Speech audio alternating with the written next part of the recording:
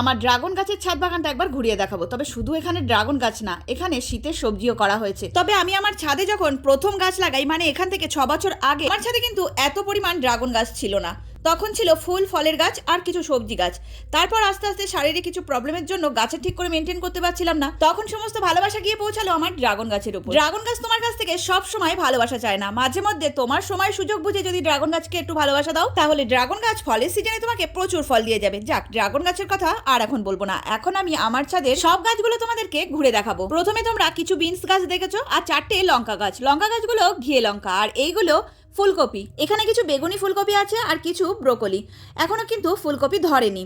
আর এইগুলো মটরশুঁটি, তবে এগুলো শাক খাওয়ার জন্য না, অনেকগুলো টবে করেছি ফল নেওয়ার জন্য। তবে মটরশুঁটি গাছগুলো এত সুন্দর হয়েছে দেখে মনে হচ্ছে শাক রান্না করে খেয়ে নিই। তবে এগুলো যেহেতু ফল খাওয়ার জন্য করেছি, সেহেতু এগুলোতে একদমই হাত দিতে পারছি না।